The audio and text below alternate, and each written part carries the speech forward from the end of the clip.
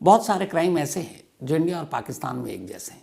शायद इसकी वजह ये है कि 47 से पहले हम एक ही थे। बहुत सारी सोच, बहुत सारी चीज़ें, कल्चर मिलता जुलता है। बल्कि सिर्फ पाकिस्तान किया, जो आस पड़ोस के बाकी देश हों, चाहे बांग्लादेश हो, नेपाल हो, अफगानिस्तान हो, कई चीज़ें बड़ी कॉमन होती हैं। और उन्हीं में से एक है क्राइम की साजिश को बुनना। आज की जो कहानी सुनाने जा रहा हूँ, इस कहानी को सुनने के बाद पहली बार पाकिस्तान के बलूचिस्तान वो इलाका है जो थोड़ा सा प्रो इंडियन है। बलोच के लोग ये चाहते हैं कि एक अलग पाकिस्तान बने, मतलब पाकिस्तान से वो हट जाए। और उसकी वजह है कि उनको हमेशा ये लगता है कि बलूचिस्तान के साथ पाकिस्तान सौतेला सलूक करता है। पाकिस्तानी आर्मी हमेशा बलूच लोगों पर जुल्म ढाती है, ये उन सब के इल्ज़ाम है। जो पाकिस्तान की शायद 4 रियासत है, उनमें सबसे ज़्यादा अगर कहीं खनिज पैसे हैं तो वो बलूच के पास है, लेकिन उनका हिस्सा उठाकर पाकिस्तान के बाकी स्टेट और बाकी शहरों पर खर्च कर दिया जाता है और बलूच के लोगों के हिस्से में कुछ नहीं आता। तो यही वजह है कि वहाँ अक्सर विरोध पाकिस्तान सरकार, पाकिस्तानी आर्मी को लेकर रहता है और वो चाहते हैं कि बलूचिस्तान एक अलग देश बने। और इसी मांग को लेकर अक्सर बलूच की आवाज़ को कुचल दिया जाता है। ये कहानी उसी बलूचिस्तान के एक शहर कोयटा की है। इस कोयटा में एक परिवार रहा करता था। परिवार का मुखिया अनवारुल हक। अनवारुल हक कोयटा में पैदा हुआ, वहीं पढ़ा लिखा, लेकिन जैसे ही उसने कॉलेज क्लियर किया, उसे कुछ relative United state of America में थे। तो अपने उन रिश्तेदारों की मदद से वो करीब 28 साल पहले अमेरिका चला गया। अमेरिका में तब उसने नौकरी शुरू की। उस वक्त अमेरिका में ये जो आजकल अभी ट्रंप के आने के बाद शुरू हुआ है, वीज़ा को लेकर और बाकी बहुत सारी चीज़ें फॉरेनर्स को लेकर, उतना नहीं था। तब अमेरिका में बड़ा खुलापन था विदेशियों को लेकर। तो भारत, पाकिस्तान, नेपाल, बांग्लादेश, अफगानिस्तान, श्रीलंका, तमाम लोग अमेरिका बेहतर अपने सपनों को पूरा करने के लिए जाते थे। उन्हीं में से एक था अनवारुल हक। वहाँ जाकर वो ठीक ठाक अपनी नौकरी करता है। कुछ दिन के बाद पाकिस्तान लौटता है, फिर उसकी शादी हो जाती है। शादी के बाद वो अपनी पत्नी के साथ यूनाइटेड स्टेट पहुँचता है और वहीं उसकी दुनिया आबाद होने लगती है। धीरे धीरे वक्त बीतता है और अनवारुल हक एक डुअल सिटीजनशिप उसको मिल जाती है। पाकिस्तान का नागरिक होने के नाते नाते अब उसको अमेरिकी सिटीजनशिप भी मिल चुका था, अमेरिका का। तो वो वहीं रहता है। इसके बाद एक एक कर उसके 4 बच्चे होते हैं। अब चूँकि अमेरिका में चारों बच्चे पैदा हुए, तो वहाँ जो बर्थ राइट के हिसाब से है कि जो अमेरिका की सरजमीन पर पैदा होगा वो अमेरिकन कहलाएगा, उसे अमेरिकन पासपोर्ट मिलेगा। तो चूँकि अनवारुल हक के चारों बच्चे अमेरिका में ही पैदा हुए, तो बाई बर्थ वो अमेरिकन सिटीज़न हो गए। अब इसी चीज़ को लेकर अभी यूएस में हंगामा चल रहा है, क्योंकि डोनाल्ड ट्रंप ने अपने ऐलान कर दिया कि अब जो भी अमेरिका में आएगा रहेगा, और अगर वहाँ कोई बच्चा पैदा होता है और उनमें से अगर कोई एक अमेरिकन ना हो, चाहे माँ या बाप, तो फिर उसको बाई बर्थ अमेरिकन सिटीजनशिप नहीं मिलेगी। और इसका सबसे ज़्यादा नुकसान इंडियन को हो रहा है। बहुत सारे लोग हमारे वर्क वीज़ा पर जाते हैं, H1, B1 जो भी है सारी चीज़ें, तो कई वहाँ पे नौकरी करने के दौरान डिलीवरी होती थी, अब तक उनको सिटीजनशिप मिल जाया करती थी। लेकिन डोनाल्ड ट्रंप का नया कानून ये है कि अब सिटीजनशिप सिर्फ उन्हीं बच्चों को मिलेगा जिनके माँ या बाप में से एक अमेरिकन नागरिक हो। तो इसकी गाज हम लोगों पे ज़्यादा गिरेगी। तो खैर उस वक्त ऐसा था नहीं, तो अनवारुल हक के चारों बच्चे अमेरिकन हो गए। अब वो वहीं रहने लगा, ज़िंदगी सब ठीक ठाक चल रही थी, बच्चे बड़े होने लगे। इसमें से 2 बेटी थी उसकी। इन्हीं में से एक बेटी थी 15 साल की हीरा। अमेरिका में ही रह रही थी, वहीं स्कूल में पढ़ रही थी। हीरा सोशल मीडिया की तरफ बहुत अट्रैक्टिव थी, ख़ासतौर पर टिकटॉक और बाकी चीज़ें। और न सिर्फ सोशल मीडिया में इंगेज रहती थी, बल्कि कई बार वीडियो भी बनाती थी। माँ बाप उसे टोकते भी थे कि पढ़ाई पे ध्यान दो, सोशल मीडिया पे नहीं। फिर चूँकि ये पाकिस्तानी मुस्लिम फैमिली थी और वो भी कोयटा जैसे शहर से, जहाँ पे बहुत ही सख्त महिलाओं और लड़कियों के लिए तमाम कानून होते हैं, पर्दे से लेके बाकी चीज़ें। अब लेकिन अमेरिका में आप पढ़ रहे हैं, तो अमेरिका के माहौल के हिसाब से, कल्चर के हिसाब से बच्चे थोड़े खुले होंगे। तो अक्सर वो डांटता रहता, लेकिन खैर ज़िंदगी चलती रही। 15 जनवरी की तारीख आई। अनवारुल हक अपनी एक बेटी और एक बेटे के साथ कुछ दिनों की छुट्टी में कोयटा आता है। 15 जनवरी की वो फ़्लाइट पकड़ता है अमेरिका से और सीधे लाहौर उतरता है। लाहौर में वो 1 हफ्ता रहता है, क्योंकि लाहौर में भी बहुत सारे उसके रिलेटिव थे और इसके बाद 22 जनवरी को वो लाहौर से कोयटा पहुंचता है। कोयटा में उसके अपने ब्रदर इन लॉ और भी बाकी रिश्तेदार थे, तो अपना उन्हीं घर में रहता है। सब कुछ ठीक चल रहा था। तभी 27 जनवरी की रात की तारीख आती है। 27 जनवरी की रात अनवारुल हक अपने ब्रदर इन लॉ के साथ उसकी मोटरसाइकिल पर कहीं बाहर जाता है। बाहर जाने के बाद वो वापस आता है और वापस आने के बाद घर के अंदर दाखिल हो जाता है। और तभी उसे याद आता है कि उसके ब्रदर इन लॉ का मोबाइल उसके पास है। अब वो सोचता है कि मैं वापस बाहर जाऊं और देखूं कि अभी निकल तो नहीं गया, तो उसे दे देता हूं। वो अभी सोच ही रहा था कि तभी कुछ गोली चलने की आवाज़ सुनाई दी। अनवारुल हक भागकर दरवाजे पर पहुंचा। जैसे ही घर के दरवाजे पर पहुंचा, उसने देखा कि 15 साल की उसकी बेटी हीरा खून से लथपथ ज़मीन पर पड़ी है, ठीक दरवाजे पर। और उस दरवाजे के बाहर एक स्ट्रीट, एक गली थी। बदहवास अनवारुल हक फ़ौरन शोर मचाता है, आसपास के लोग आते हैं। फ़ौरन 15 साल की बच्ची हीरा को अस्पताल ले जाया जाता है, लेकिन अस्पताल में डॉक्टर देखते हैं और उसे डेड डिक्लेयर कर देते हैं। हीरा की मौत हो चुकी थी। अब एक यूएस सिटीज़न हीरा और उसकी मौत अमेरिका से आने के बाद पाकिस्तान की सरजमीन पर होती है, कोयटा की गलियों में। चूँकि हीरा एक यूएस सिटीज़न थी, तो अब एम्बेसी को भी खबर करनी थी और फिर लोकल अथॉरिटी पुलिस को ही मालूम था कि अमेरिकन सिटीज़न है, तो यूँ ही बात तो जाएगी नहीं। तो जैसे ही पुलिस को खबर मिली, पुलिस को इतला दी गई, पुलिस आती है, जांच शुरू होती है। अब चूँकि अनवारुल हक उसके पिता थे और वो भी अमेरिकन सिटीज़न, तो उनका बयान दर्ज होता है। तो अनवारुल हक जो बताते हैं वो ये कि वो अपने साले के साथ बाहर गए थे, वापस आते हैं, साले का मोबाइल उनके पास रह गया। वो देने वापस घर की तरफ, मतलब दरवाजे की तरफ बढ़ते हैं। तभी अचानक गोलियां चलने की आवाज़ सुनाई देती है और वो भागते हैं तो देखते हैं उनकी बेटी दरवाजे पर गिरी पड़ी है। और जब बाहर नज़र डालते हैं तो देखते हैं कि मोटरसाइकिल पर कुछ लोग सवार हैं और वो तेज़ी से भाग रहे हैं। तो उनका बयान यही था कि मोटरसाइकिल पर सवार कुछ लोगों ने उनकी बेटी को गोली मार दी। अब कोयटा और पाकिस्तान में इस तरह के शूट आउट बड़ी आम बात है। बहुत सारी चीज़ों से पाकिस्तान गुजर रहा है, टेररिज्म से भी गुजर रहा है, हार्डकोर टेररिज्म से भी गुजर रहा है। अलग अलग इलाके में अलग अलग इशू हैं। जैसे इसी बलोच में ही बहुत सारी लड़ाई प्रो पाकिस्तानी आर्मी या फिर बलोच नेता, उनको भी लेकर चल रहा है। बलोच जर्नलिस्ट का भी कत्ल हो चुका है कहीं। तो अब ये था कि किसी हमलावर ने गोली मारी और भाग गया। अनवारुल हक का ये स्टेटमेंट पुलिस ने दर्ज कर लिया। अब इसके बाद पुलिस ने तफ्तीश शुरू की। तो तफ्तीश के हिसाब से ये था कि उस रात वो अपने साले के साथ गया था, फिर साले को बुलाया गया, साले से पूछताछ की गई। उसने भी सेम यही बयान दिया कि हाँ, वो अनवारुल हक के साथ अपने किसी रिलेटिव के पास गया था, मोटरसाइकिल पर, चूँकि गलियों में जाना था, और फिर मैंने उन्हें छोड़ दिया। और गलती से वो बीच में 1-2 फ़ोन करने के लिए, क्योंकि उनके पास अमेरिकन सिम था, तो लोकल सिम के लिए उन्होंने मेरा फ़ोन यूज़ किया। मैंने दिया लेकिन वापस लेना भूल गया और शायद वो मुझे देने आ रहे थे, बट मैंने हमलावर को नहीं देखा। तो हमलावर को सिर्फ एक बंदे ने देखा और वो अनवारुल हक, यानी कि हीरा के फादर।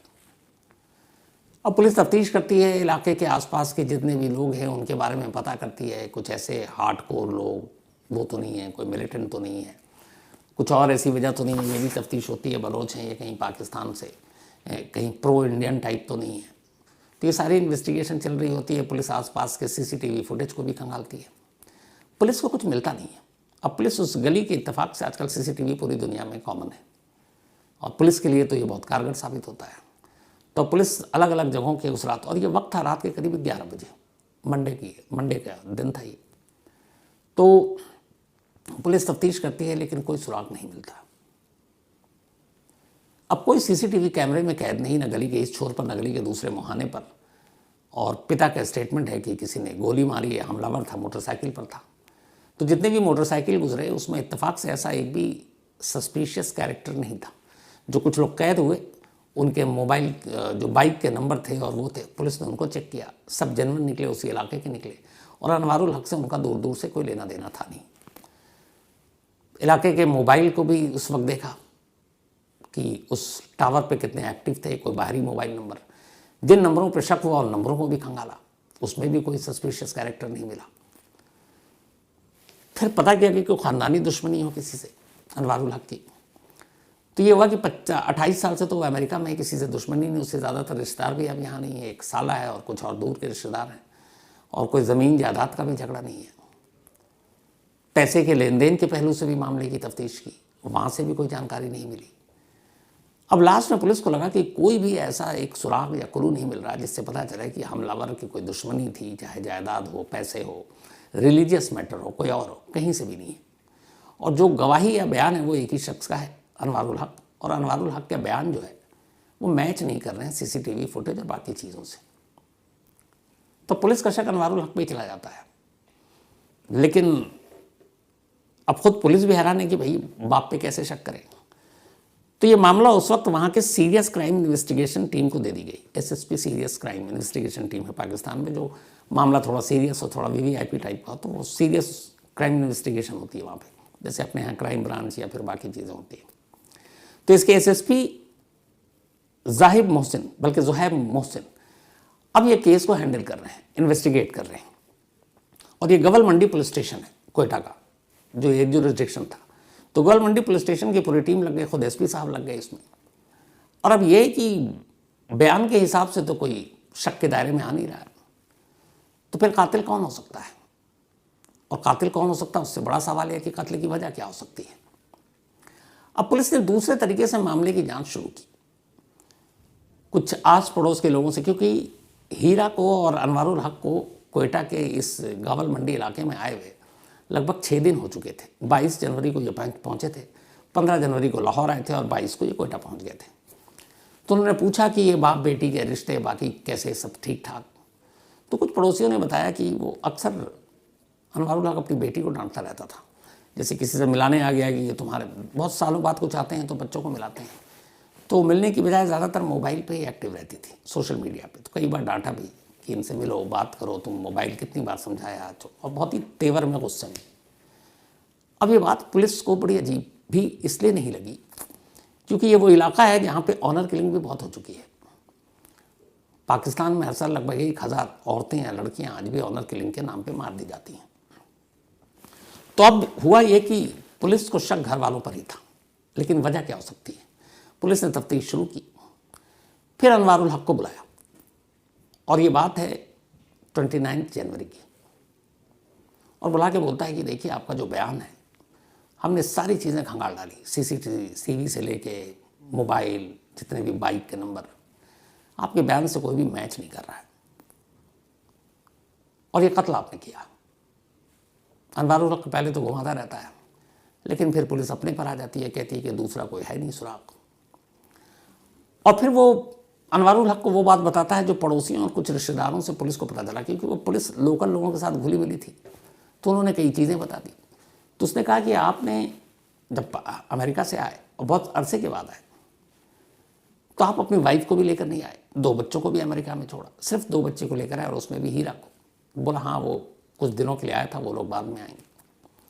उसने कहा हीरा को आप अक्सर डांटते हो, और ये रिकॉर्ड पर है।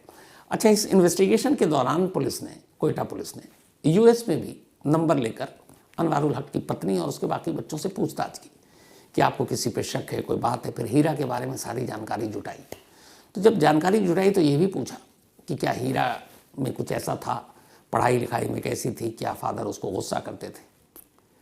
तो बड़े सरसरी तौर पर घर वाले या उसकी वाइफ ये बता गए कि हाँ वो अक्सर उसे टोका करते थे अमेरिका में, उसके पहनावे पर, उसके दोस्तों को लेकर, और सबसे ज़्यादा उसके टिकटॉक पर एक्टिव रहने पर। वो टिकटॉक की बहुत आदी थी, टिकटॉक बहुत पसंद करती थी, और टिकटॉक पे बहुत सारे वीडियो भी बनाती थी, और अक्सर उसके फादर इस चीज़ को लेकर उसको टोकते थे कि ये गलत है, और फिर उसे वो धर्म के लिहाज से बताते थे। और टिकटॉक के कई ऐसे वीडियो या कंटेंट उन्हें लगता था कि ये मतलब ठीक नहीं है 15 साल की बच्ची के हिसाब से। तब जब ये सारी चीज़ें आई तब पुलिस के दिमाग में एक बात घर कर गई कि कहीं ना कहीं इसके पीछे अनवारुल हक का हाथ हो सकता है। अब पुलिस उठाती है और तबीयत से पूछताछ करती है, और एक साथ 2 गेम करती है। इधर अनवारुल हक को उठाया, उधर चूंकि लास्ट विटनेस जिसने ड्रॉप किया था अनवारुल हक को, और वो भी मोटरसाइकिल पर था, और सीसीटीवी कैमरे में वो मोटरसाइकिल भी कैद जिसमें उनका साला था अनवारुल हक का, और वो वहाँ से गुजरा, सीसीटीवी में कैप्चर हो गया। उसके अलावा कोई भी ऐसा शक के घेरे में था नहीं। तो पुलिस ने साले को अलग उठाया और उससे एक अलग टीम पूछ रही है, और खेल ये हो रहा पुलिस का कि वो बता रही कि अनवारुल हक ने एक्सेप्ट कर लिया, और वो बता रही है कि तुम्हारे साले ने सब बता दिया। तो अब दोनों अलग अलग हैं और दोनों को लगा कि वाकई भेद खुल गया। इसके बाद अनवारुल हक टूट जाता है और फिर पूरी कहानी सुनाता है। कहानी ये थी कि जब हीरा अमेरिका में बड़ी हो रही थी, पाकिस्तान से दूर, पाकिस्तान को उसने देखा नहीं, कभी कभार घूमने आई, बच्ची थी, उसे कुछ याद नहीं, पता नहीं, लेकिन अनवारुल हक को अपने पाकिस्तान और कोयटा और बलोच का कल्चर मालूम था। अब वहाँ जिस मुल्क में रह रही है, जाहिर सी बात उसी मुल्क के हिसाब से उसका कल्चर होगा, उसकी सारी चीज़ें होंगी। तो वहाँ उसके उसी हिसाब से दोस्त थे, दोस्तों से उसी हिसाब से बातें करती थी। उर्दू घर पे सिखाई जाती थी, लेकिन इंग्लिश में फराटेदार, क्योंकि अमेरिका में वो पैदा ही हुई थी। धीरे धीरे उसे सोशल मीडिया की लत लगी और टिकटॉक पे वो वीडियो बनाने लगी। उसके फादर ने कई ऐसे कंटेंट देखे और उन्हें लगा कि ये अश्लील टाइप है उनके हिसाब से, और ये 15 साल की बच्ची के लिए ठीक नहीं है, बल्कि उस वक्त 13-14 साल की थी। तो उसे बड़ा टोका, उसे कई बार पीटा, उसके पहनावे पर पीटा, और वो कई बार बागी हो जाती। बाकी बच्चे सब कंट्रोल में थे कि हीरा जो है जब भी उसको डांटते वो टिकटॉक पर और भी एक्टिव हो जाती। इसी के बाद अनवारुल हक ने कहा कि उसने तय कर लिया कि इसे बिगड़ने नहीं देंगे, और अमेरिका में रहकर सुधार नहीं सकते, और अमेरिका में अगर कुछ किया तो फिर पूरी फैमिली को वापस पाकिस्तान जाना पड़ेगा, और पता नहीं उसके साथ भी क्या होगा, अब पाकिस्तान में तो देख लेंगे। तो इसी सोच और प्लानिंग के साथ कि वो हीरा को पाकिस्तान ले जाएगा और वहाँ मार देगा, अमेरिका से पाकिस्तान आता है 15 जनवरी को। एक हफ्ता अपने रिश्तेदारों के साथ रहता है। 22 जनवरी को कोयटा पहुँचता है। कोयटा पहुँचने के बाद सबसे पहले वो अपनी इस साजिश में अपने साले को शामिल करता है और उसे बताता है कि हाथ से निकल जाएगी और हमारे मज़हब का नाम भी बदनाम होगा, और मैं तमाम तरह से समझा चुका, अमेरिका में कुछ कर नहीं सकता, इसकी माँ और बाकी भाई बहन बीच में आ जाएंगे, तो इसीलिए इसको मारना पड़ेगा। एक बाप अपने साले से अपनी 15 साल की बेटी के कत्ल की बात कर रहा है, और साला उसे रोकने की बजाय ये कहता है कि ठीक है, अगर यही सही तो यही सही। और इसके बाद दोनों प्लान करते हैं। यह आइडिया साले का था कि कोयटा में आमतौर पर बाइक पर किसी को गोली मारकर निकल लेना बड़ी कॉमन बात है, तो हम यही दिखाएंगे कि वो दरवाजे पर खड़ी थी, कुछ लोग गोली चलाते हुए चले गए, कई लोग शौकिया भी गोली चलाकर वहाँ से गुजर जाते हैं, कोयटा में ये अक्सर होता है। तो एक गोली उसे लगी और मारी गई। तो फिर इससे पुलिस को भी ये अंदाज़ा नहीं होगा कि हमलावर कौन, मारने वाला कौन, क्योंकि हर दिन ये चीज़ें होती रहती हैं। इसके बाद साले ने पिस्टल का इंतज़ाम किया। मंडे की तारीख तय की गई। प्लान के हिसाब से अनवारुल हक अपने साले के साथ बाहर गया, ऐसे ही यूं टहलने, और उसे पता था कि जब भी वो लौटता है या कोई आवाज़ या गाड़ी रुकती है, वो चूँकि वो जो उसके साले हैं वो उसके मामू हुए हीरा के, तो उसे ये भी पता है कि मामू की मोटरसाइकिल की आवाज़ कैसी है। तो 15 साल की बच्ची आ जाती मामू से मिलने प्यार से। तो उस रात भी वो गए, वापस आए, गेट पर उतारा अनवारुल हक को साले ने। तब तक हीरा बाहर आ चुकी थी। अनवारुल हक तेज़ी से घर के अंदर गया, क्योंकि उसे मालूम था कि अगले पल क्या होने वाला है, और वो अपनी बेटी की मारने की प्लानिंग तो कर चुका था, लेकिन बेटी को मरते हुए नहीं देखना चाहता था। वो जैसे ही गया, इधर मामू समझकर वो दरवाजे पर रुकी, और मामू ने पिस्टल निकाली और अपनी भांजी को गोली मार दी। गोली मारते ही वहाँ से तेज़ी से मोटरसाइकिल पर निकल गया। फिर अनवारुल हक आया, शोर मचाया, फिर आगे की कहानी आपको पहले बता चुका हूँ। 15 साल के हीरा के कत्ल के इल्ज़ाम में उसके अपने बाप और उसके मामू, इन दोनों को गिरफ्तार कर लिया गया है। पाकिस्तान में लगभग 241 मिलियन की पॉपुलेशन है, जिसमें से 54 मिलियन के आसपास टिकटॉक ऐप यूज़ करते हैं। इसको लेके वहाँ भी हंगामा कई बार हुआ, कई बार बैन किया गया, कई बार वीडियो अपलोड डाउनलोड की चीज़ों पर भी रोक लगाई गई, लेकिन ये सिलसिला चलता रहा। पर 15 साल की एक बच्ची को सिर्फ टिकटॉक यूज़ करने और वो क्या पहनेगी, उसके लिए एक बाप अमेरिका में बैठकर साजिश रचे और हज़ारों मील दूर पाकिस्तान में आए और अपने ही साले के साथ इस साजिश को अंजाम दे, सोचकर अजीब लगता है। लेकिन क्राइम की दुनिया यही है कि इसमें आप जितना सोचेंगे कुछ अजीब नहीं होता, बल्कि ज़्यादा अजीब चीज़ें आगे आ जाती हैं। तो ये थी वो अफसोसनाक कहानी, एक 15 साल की बच्ची के कत्ल की, जिसकी साजिश रचते हुए उसके बाप को एक पल भी ये नहीं लगा कि उसी ने पैदा किया था।